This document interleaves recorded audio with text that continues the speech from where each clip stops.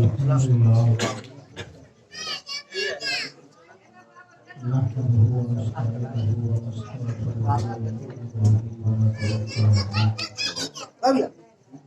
ونعوذ بالله من شرور انفسنا وسيئات اعمالنا من يهده الله فلا مضل له ومن يضلل فلا هادي له ونشهد ان لا اله الا الله وحده لا شريك له ونشهد ان محمدا عبده ورسوله اما بعد أعوذ بالله من الشيطان الرجيم بسم الله الرحمن الرحيم واصبر نفسك مع الذين يدعون ربهم بالغداة والعشي يريدون وجهه ولا تعد ولا صدق الله مولانا العظيم وصدق رسوله النبي الكريم ونحن على ذلك من الشاهدين والشاكرين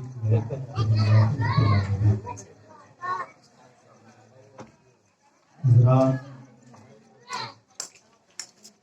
ہم سبھی لوگ پناہ خوش نصیب ہیں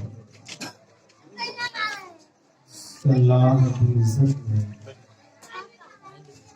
زندگی کے مصروف لمحات میں سے کچھ نہ کریں اپنے اور اپنے محبوبین کی یاد میں گزارنے کی توفیق عطا فرمائے۔ مسلسل کئی سالوں سے اس پروگرام میں شریک رہے حضور غوث پاک رضی اللہ تعالی عنہ کے نام سے منسوب یہ پروگرام ہوتا ہے۔ اسی مناسبت سے میں نے قرآن مقدس کی آیت کریمہ تلاوت کرنے کا شرف حاصل کیا ہے۔ آئیے اس کے تعلق سے کچھ گفت و شنید سے پہلے بارگاہ رسالت امام صلی اللہ تعالی علیہ وآلہ وسلم سے درود پاک کا نذرانہ پیش کریں۔ صلی اللہ سیدنا شفیعنا حضورنا مولانا محمد طارق صلی اللہ علیہ وسلم صلی اللہ تعالی علیہ وسلم۔ قرآن مقدس میں اللہ تبارک و تعالی فرما رہا ہے کہ میرے بندو ان لوگوں کی سنگت اختیار کرو، ان لوگوں کی صحبت اختیار کرو جو رات و دن اللہ کی یاد میں مشغول رہتے ہیں، رات و دن اللہ کی رضا کے طلبگار ہیں۔ ان بندوں سے ایسی لو لگاؤ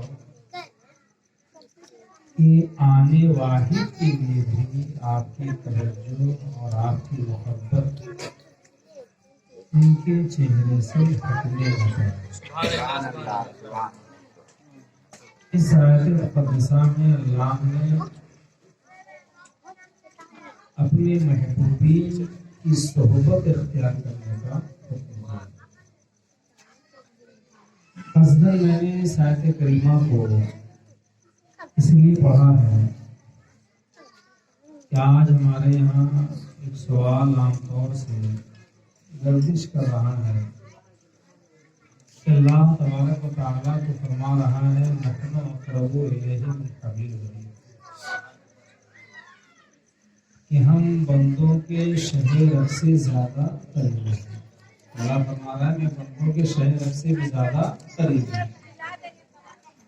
جب اللہ بندوں کے شہ رگ سے بھی زیادہ قریب ہے تو ہم اپنے معاملات کو ڈائریکٹ اللہ سے استوار کریں۔ یہ اللہ کے درمیان اور بندوں کے درمیان یہ اللہ کے ولیوں کا یہ واسطہ رہتا ہے، یہ وسیلہ ہے۔ اللہ نے اپنے درمیان اپنے بندوں کے درمیان کیسا واسطہ رکھا؟ یہ سوال صرف اس لیے اٹھتا ہے کہ آج کا زمانہ مادی فکر کا زمانہ ہے. لوگ ہر ایک شے کو، یہاں تک کہ اپنی مذہب کو بھی اب مادہ پرستانہ نگاہوں سے اسے دیکھنے کی کوشش کر رہے ہیں.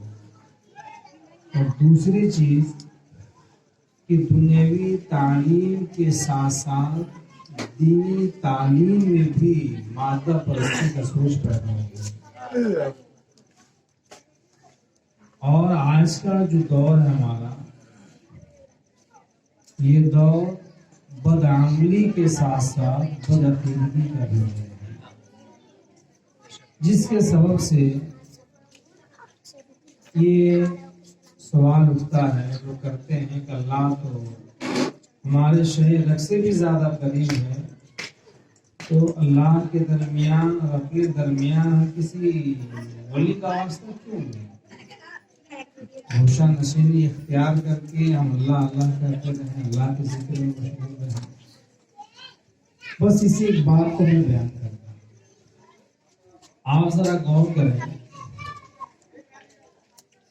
کہ ازل سے سنت الہیہ ہی یہی ہے کہ اللہ اپنے درمیان اور اپنے بندوں کے درمیان ایک واسطہ رکھتا ہے. اللہ خالق کائنات ہے، قادر مطلق ہے. چاہ لیتا تو ہر ایک کے پاس، اپنے ہر ایک بندے کے یہاں ایک ہی کتاب نازل فرما دیتا. لوگ اسے پڑھ کر اللہ کی وحدانیت کا اقرار کرتے ہیں،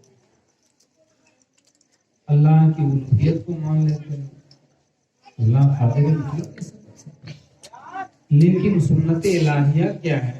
وہ آپ دیکھیں کہ جب اللہ نے اپنی الوہیت کا پیغام، اپنی وحدانیت کا پیغام اپنے بندوں تک پہنچانا چاہا، تو اللہ نے اپنے بندوں سے ڈائریکٹ یہ نہیں کہہ دیا کہ میرے بندوں مجھے ایک مان لو، میری وحدانیت کا اقرار کرو، بلکہ اللہ نے اپنے درمیان اور اپنے بندوں کے درمیان ایک واسطہ رکھا، اور واسطہ انبیاء کرام رسولان اعظام. جب اللہ نے اپنے بندوں تک اپنی وحدانیت کو پہنچانا چاہا تو اللہ نے اپنے محبوب کو فرمایا قل هو اللہ احد، کہ اے محبوب آپ فرما دیجیے کہ اللہ ایک. اس سے پتہ چلتا ہے کہ اللہ تبارک و تعالی تو ڈائریکٹ بندوں سے مخاطب ہونا ہی نہیں چاہتا. جب خالق ہو کر، قادر مطلق ہو کر بندے سے ڈائریکٹ وہ ہم کلام نہیں ہو رہا ہے، تو ہم بندے کی کیا مجال ہے کہ ڈائریکٹ اپنے معاملات کو اللہ سے ہم استوار کر لیں، اپنے معاملات کو ملا لیں. اللہ نے کم و بیش 1,24,000 انبیاء کرام کو اس دنیا میں پیدا کیا. کیوں؟ اللہ اپنے درمیان اور اپنے بندوں کے درمیان تبلیغ کے لیے، اپنے پیغام کو پہنچانے کے لیے اللہ نے انبیاء کرام کو واسطہ دیا، رسولان اعظام کو واسطہ دیا. اور جب اللہ رب العزت نے اپنے پیارے حبیب صلی اللہ تعالی علیہ وآلہ وسلم کو خاتم نبیین بنا کر اس دنیا میں پیدا فرمایا، خاتم نبی بنا کر پیدا فرمایا، تو اب میرے نبی کے بعد اس دنیا میں کوئی نبی تو پیدا ہونے والا ہے، کوئی رسول تو آنے والا ہے. اب اللہ کا جو پیغام ہے بندوں تک پہنچانے کے لیے اللہ نے اپنے درمیان اور اپنے بندوں کے درمیان خود ہی اپنے محبوبین کا واسطہ. وَاصْبِرْ نَفْسَكَ مَعَ الَّذِينَ يَدْعُونَ رَبَّهُم بِالْغَدَاةِ وَالْعَشِيِّ. اس آیت کریمہ کو آپ پڑھیں. لوگ کہتے ہیں کہ ہمیں واسطے کی کیا ضرورت ہے، ہم درمیان میں اللہ والوں کو کیوں لائیں. آپ دیکھیں، آپ غور کریں کہ اللہ سنت الہیہ یہ ہے کہ اللہ اپنے درمیان اور اپنے بندوں کے درمیان واسطہ رکھتا ہے.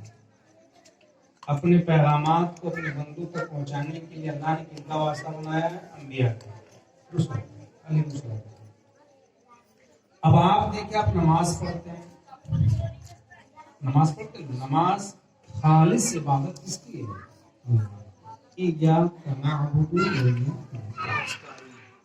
ہم صرف اور صرف اللہ ہی کی عبادت کرتے ہیں، اس کے علاوہ کوئی عبادت کے لائق نہیں.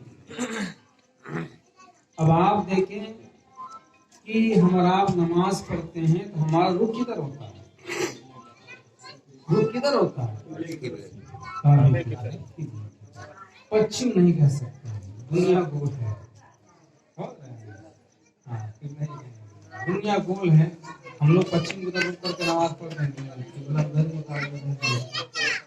کچھ ممالک ایسے بھی ہوں گے جن کا قبلہ جو ہے پورب کی طرف ہے، کچھ ممالک ایسے بھی ہوں گے جن کا قبلہ شمال کی طرف ہے، کچھ ممالک ایسے بھی ہوں گے جن کا قبلہ جنوب کی طرف ہے. تو ہم نماز پڑھتے ہیں، ہمارا رخ کی طرف ہوتا ہے. ہم کہتے ہیں قبلہ کی طرف کیوں؟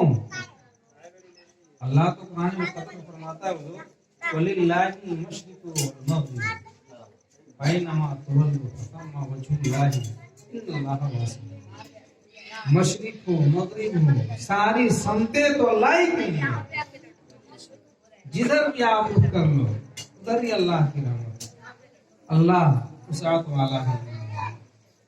پھر پچھم کی طرف قبلہ کی طرف کیا ہے؟ ہم پچھم کی طرف قبلہ کی طرف کیوں رخ کر کے نماز پڑھتے ہیں؟ ہم اگر پچھم کی طرف رخ کر کے نماز پڑھتے ہیں تو پورب کی طرف، تو شمال کی طرف، تو جنوب کی طرف. اللہ تو خود فرما رہا ہے کہ ساری سمتوں کا خالق اور مالک تو اللہ ہی ہے، جدھر بھی رخ کر ادھر اللہ کی رحمت. پھر ایک مقرر کیوں ہے بھائی کہ ہم قبلہ ہی کی طرف رخ کرتے ہیں؟ اسی سمت پڑھ لیتے ہیں، ساری سمتوں کا تو خالق اور مالک اللہ ہی ہے. ساری سمتیں جدھر بھی رخ کر لو اللہ کی رحمت ادھر ہی ہے. تو پھر ایک رخ کیوں مقرر کیا؟ تو آپ کہیں گے اللہ نے حکم دیا ہے وَمِنْ حَيْثُ خَرَجْتَ فَوَلِّ وَجْهَكَ شَطْرَ الْمَسْجِدِ الْحَرَامِ وَحَيْثُ مَا كُنْتُمْ فَوَلُّوا وَجْهَكُمْ شَطْرَهُ لِئَلَّا يَكُونَ لِلنَّاسِ عَلَيْكُمْ حُجَّةٌ إِلَّا الَّذِينَ ظَلَمُوا مِنْهُمْ فَلَا تَخْشَوْهُمْ وَاخْشَوْنِي وَلِأُتِمَّ نِعْمَتِي عَلَيْكُمْ لَعَلَّكُمْ تَهْتَدُونَ. اللہ فرما رہا ہے کہ تم جدھر سے بھی نکلو، حالت نماز میں آپ کا رخ فولی وجہ کا شطر المسجد الحرام، مسجد حرام کی طرف. کیوں اللہ نے فرمایا؟ مسجد حرام ہے کیا؟ کعبہ ہے، عمارت ہے، اینٹ گارے سیمنٹ اسی سے بنا. کیا اللہ ان اینٹوں کا محتاج ہے؟ معاذاللہ. کیا اس گھر کا محتاج ہے تو رخ کرنے کا حکم دیا ہے؟ نہیں. آپ کہیں گے کہ اللہ نے نماز جیسی خالص عبادت میں بھی اپنے درمیان اور اپنے بندوں کے درمیان واسطہ ہے کہ اگر تم کعبے کی طرف رخ کر کے نماز پڑھو گے تبھی تمہاری نماز جو ہے اللہ کی بارگاہ میں مقبول ہے. آپ کہتے ہیں کہ اللہ کے درمیان اور بندوں کے درمیان یہ مقدس اولیاء کا، ارے اولیاء کے واسطے اتنا پرہیز ہے، کعبے کا واسطہ کیوں بنا؟ اللہ کا تو اعلان ہے وَلِلَّهِ الْمَشْرِقُ وَالْمَغْرِبُ أَيْنَمَا تُوَلُّوا. مشرق ہو مغرب ہو شمال ہو جنوب ہو ساری سمتوں کا تو مالک اللہ ہی ہے. جدھر بھی رک کر کے آپ نماز پڑھو گے آپ کی نماز ہو جائے. لیکن کعبے کی طرف آپ کہو گے اللہ نے حکم دے دیا ہے، واسطہ بنایا. جب اللہ نے واسطہ بنایا تو یہاں اینٹ گارے پتھر کا واسطہ لوگ مان لیتے ہیں، سمجھ رہے ہیں، لیکن اللہ کے اولیاء کا واسطہ ہو اور آگے آئیے. اللہ تبارک و تعالیٰ قرآن مقدس میں ارشاد فرماتا ہے وَاتَّخِذُوا مِن مَّقَامِ إِبْرَاهِيمَ مُصَلًّى. آپ میں سے کوئی عمرہ کے لیے گیا ہوگا، کوئی حج کے لیے گیا ہوگا، دیکھے ہوں گے کہ جب بندہ طواف کعبہ سے فارغ ہوتا ہے تو طواف کعبہ سے فارغ ہونے کے بعد اب وہ بندہ مقام ابراہیم میں آتا ہے اور مقام ابراہیم کے سامنے مقام ابراہیم کی طرف متوجہ ہو کر 2 رکعت اب وہ نماز پڑھتا۔ ہم کہتے ہیں کہ مقام ابراہیم کی طرف توجہ کرنے کی ضرورت کیوں آن پڑ جاتی ہے؟ آپ جب حرم شریف میں ہیں چاروں طرف جدھر چاہیں آپ نماز پڑھ لیں، قبلہ آتا نہیں ہے آپ کا۔ مقام ابراہیم میں اللہ نے آنے کو کیوں حکم دیا؟ مقام ابراہیم میں کیا ہے؟ میں جب گیا تھا 2016 میں قریب سے دیکھا تھا، وہاں ایک پتھر ہے۔ کیا ہے؟ ایک پتھر ہے جس پتھر پر حضرت ابراہیم اور نبینا علیہ السلام کے پائے مبارک کا نقش ہے۔ اب اللہ نے حکم دیا کہ اے میرے بندو، اپنے طواف کو اللہ کی بارگاہ میں اگر مقبول کرانا چاہ رہے ہو تو مقام ابراہیم کا واسطہ بنائے۔ اس کو واسطہ بنائے بغیر تیرے طواف بھی اللہ کی بارگاہ میں قابل قبول نہیں۔ اولیاء اللہ کا واسطہ مانتے ہیں، وہاں پتھر کا واسطہ بنا رہے ہیں، اینٹ اور گارے کا واسطہ کیوں؟ حکم الہی اسی لیے تو۔ اللہ اکبر۔ تو میں آپ کو بتانا چاہ رہا ہوں کہ حکم الہی کی بنیاد پر اللہ کی سنت ہی یہی ہے کہ اللہ نے اپنے درمیان اور اپنے بندوں کے درمیان ایک واسطہ بنایا ہے۔ نماز جیسی عبادت، اللہ اکبر، اس میں بھی واسطہ رکھا تھا، اس میں بھی کافی۔ اور طواف کے بعد جب وہ مقام ابراہیم میں آتا ہے بندہ تو وہاں بھی واسطہ ہے۔ تو اللہ کی سنت ہی یہی ہے کہ اپنے درمیان اور اپنے بندوں کے درمیان ایک واسطہ بنا دیا ہے۔ جب خالص ہو کر ڈائریکٹ اپنے معاملات کو بندے سے اللہ نہیں جوڑ رہا ہے تو بندہ ہو کر، ایک عاجز بندہ ہو کر ڈائریکٹ خالص اس طرح رابطہ کیسے؟ تو اللہ کی سنت ہے کہ اپنے درمیان اپنے بندوں کے درمیان ایک واسطہ رکھا۔ کم و بیش 1,24,000 انبیاء کرام اس دنیا میں تشریف لائے اور سبوں نے اللہ کی الوہیت کا پیغام، اللہ کا دین کا پیغام اللہ کے بندوں تک پہنچایا۔ جب نبوت کا دروازہ بند ہو گیا، رسالت کا دروازہ بند ہو گیا، تو اب اللہ نے اپنے درمیان اور اپنے بندوں کے درمیان اپنے مقدس اولیاء کا واسطہ رکھا کہ اب اگر تمہیں صحیح پیغام ملے گا، اللہ کی وحدانیت کا پیغام، اللہ کا جو پیغام ہے، تم صحیح ڈھنگ سے اگر سیکھنا چاہتے ہو تو اللہ کے مقدس اولیاء سے رابطہ۔ نعرہ تکبیر، نعرہ رسالت، نعرہ حیدری۔ ایک نعرہ خاص ہے، جشن اہل بیت اطہار و پنجتن پاک و عرس پیران ستہ۔ نعرہ تکبیر، نعرہ رسالت۔ تو میں بیان کر رہا تھا کہ اللہ نے بندے کی کیا اوقات ہے کہ اللہ بندے کے درمیان واسطہ بنایا ہے۔ اللہ نے خود ہی واسطہ بنایا ہے کہ میرے بندو، میرے محبوبین کی سنگت اختیار کرو، ان کی سنگت اختیار کرو جو رات و دن اللہ کی یاد میں مست رہا، اللہ کی رضا کے وہ طلبگار ہیں۔ آگے اللہ فرمانا ہے وَلَا تَعْدُ عَيْنَاكَ عَنْهُمْ، اللہ والوں کی طرف ایسی توجہ رکھو کہ آنے واحد کے لیے بھی آپ کی نگاہ اللہ والوں سے ہٹنے لگا۔ تو اللہ نے اپنے درمیان اور اپنے بندوں کے درمیان اپنے محبوبین کا واسطہ تو خود ہی رکھا ہے۔ جس طرح سے حکم الہی کی بنیاد پر کعبے کی طرف رک کر کے ہم نماز پڑھتے ہیں، جس طرح سے حکم الہی کی بنیاد پر مقام ابراہیم کی طرف توجہ کر کے ہم 2 رکعت نماز پڑھتے ہیں، ٹھیک ایسے ہی حکم الہی کے مطابق ہی اللہ کے اولیاء سے ہم لوگ محبت کرتے ہیں۔ اللہ خود فرما رہا ہے وَاصْبِرْ نَفْسَكَ مَعَ الَّذِينَ يَدْعُونَ رَبَّهُمْ بِالْغَدَاةِ وَالْعَشِيِّ يُرِيدُونَ وَجْهَهُ وَلَا تَعْدُ عَيْنَاكَ عَنْهُمْ. اللہ کے اولیاء ان کا طریقے تبلیغ آپ دیکھیں گے. میں ایک واقعہ آپ کو سناتا ہوں. اس واقعے کا سبق پوشیدہ ہے. اس واقعے کا حافظ تو ہم سے بڑا آپ ہے, آپ کو ازبر یاد. حضور غوث پاک رضی اللہ تعالیٰ عنہ کا بچپنا ہے, بچپنے کا زمانہ ہے. آپ نے اپنی والدہ محترمہ سے عرض کیا کہ میری ماں, میں اعلیٰ تعلیم حاصل کرنے کے لیے میں باہر جانا چاہتا ہوں. تو آپ کی والدہ نے اجازت دی, اور اجازت دینے کے ساتھ ساتھ آپ کی قبا میں 40 دینار سل دیے, 40 دینار بھی سل دیے. اب حضور غوث پاک رضی اللہ تعالیٰ تیار ہو گئے. اسی درمیان ایک قافلہ آیا بغداد میں. اسی قافلے کے ہمراہ آپ کا سفر شروع ہوتا ہے. لیکن جب سفر شروع ہو رہا تھا تو آپ کی والدہ نے آپ سے کہا تھا کہ میرے بیٹے, راستے میں جو کچھ بھی ہو جائے, جتنی بھی پریشانی آ جائے, کبھی جھوٹ مت بولو, کبھی جھوٹ مت بولو. دیکھیے میں واقعہ بیان نہیں کرنا چاہتا ہوں, میں بتانا چاہتا ہوں اللہ والوں کی تبلیغ کیسے ہوتی ہے, اللہ والے اللہ کا پیغام کیسے اللہ کے بندوں تک پہنچاتے ہیں. جھوٹ مت بولنا, ان کی والدہ نے کہا.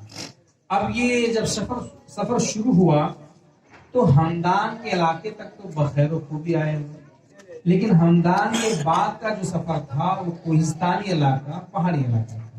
جیسے یہ قافلہ اس پہاڑی علاقے میں داخل ہوا تو ڈاکوؤں کے ایک جتھے نے اس قافلے پر حملہ کر دیا. سارا ساز و سامان, مال و متاع ان لوگوں نے حضور غوث پاک رضی اللہ تعالیٰ عنہ کا بچپنا ہے, کنارے کھڑے ہیں. تو ڈاکوؤں میں سے ایک ڈاکو نے پوچھا کہ اے بچے تیرے پاس بھی کچھ ہے کیا؟ حضور غوث پاک نے کہا ہاں 40 دینار ہے ہمارے پاس. استہزاء مسکرایا اور آگے بڑھے. اس بچے کے پاس کیا 40 دینار ہے؟ مسکرایا. دوسرے ڈاکو نے پوچھا کہ بچے آپ کے پاس کچھ ہے کیا؟ ہاں میرے پاس 40 دینار ہے. اس ڈاکو نے بھی اوپر سے نیچے دیکھا, مسکرایا, آگے بڑھے. بچے کے پاس کیا ہو سکتا ہے؟ لیکن جب وہ دوسرا ڈاکو اپنے ڈاکوؤں کے سردار قزاق احمد بدوی کے پاس پہنچا, جہاں ساز و سامان لوٹ کے لوگوں نے رکھا تھا, تو ایک ڈاکو کہہ رہا ہے کہ اس قافلے میں ایک بچہ ہے جس سے ہم نے پوچھا کہ تیرے پاس کچھ ہے کیا؟ تو اس بچے نے کہا 40 دینار ہے. مجھے یقین نہیں آیا, میں واپس آگے بڑھ گیا. تو دوسرے ڈاکو نے پوچھا ہاں میں نے مجھ سے پوچھا. اس نے بھی وہی جواب دیا, میرا بھی وہی جواب ملا. اللہ اکبر. ڈاکوؤں کا سردار قزاق احمد بدوی کہتا ہے اس بچے کو حضور غوث پاک رضی اللہ تعالیٰ بچپنا ہے. جب سامنے لایا گیا تو ڈاکوؤں کے سردار نے پوچھا کہ میرے بچے کیا تیرے پاس بھی کچھ ہے؟ کہاں ہے؟ میں ساتھیوں کو تو میں نے پہلے ہی بتا دیا ہے کہ 40 دینار میرے پاس ہے. تو کہاں ہے؟ دیکھا یہ تو کبا کے نیچے سلا ہوا, تو سلائی توڑی گئی اسے, تو واقعی 40 دینار نکلی اس سے. ڈاکوؤں کا سردار حیران کہ سارے لوگ اپنے مال و متاع, ساز و سامان کو بچانے کے لیے جھوٹ بولتے ہیں, یہ بچہ جھوٹ کیوں نہیں بولا؟ اللہ. حضور غوث پاک رضی اللہ تعالیٰ عنہ سے پوچھا کہ آپ نے جھوٹ کیوں نہیں کہا؟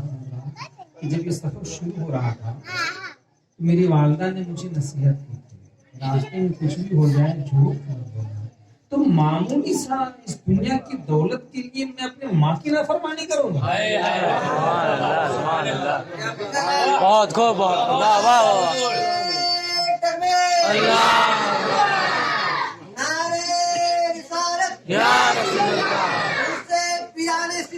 زندہ باد. دولت کے لیے میں اپنی ماں کی حکم کی نافرمانی کروں گا؟ وہ نہیں سکتا. حضور غوث پاک رضی اللہ تعالیٰ عنہ کا یہ جملہ تیر کی طرح اس ڈاکو کے دل میں پیوست ہو گیا. زاروں قطار رونے لگا اور کہنے لگا کہ اللہ نے ہمیں سب کچھ عطا کیا, معمولی سی دنیا کی دولت کے لیے ہم لوگ ڈاکہ ڈال رہے ہیں. یہ بچہ اپنی دولت کو بچانے کے لیے اپنی ماں کی نافرمانی نہیں کر سکتا ہے تو جس خالق نے جس مالک نے ہمیں پیدا فرمایا دنیا کی دولت کے لیے ہم لوٹ رہے ہیں اللہ کی نافرمانی کر رہے ہیں صدق دل سے طائب ہو گئے یہ واقعہ ہم سنتے ہیں مگر اس واقعے میں جو حکمتیں پوشیدہ ہیں میں بس چھوا کے میں آگے جا رہا ہوں میری کیا مجال کہ اس میں حکمت اور نکات بیان کروں دیکھیے دو باتیں اس میں پوشیدہ ہیں حضور غوث پاک کا بچپنا ہے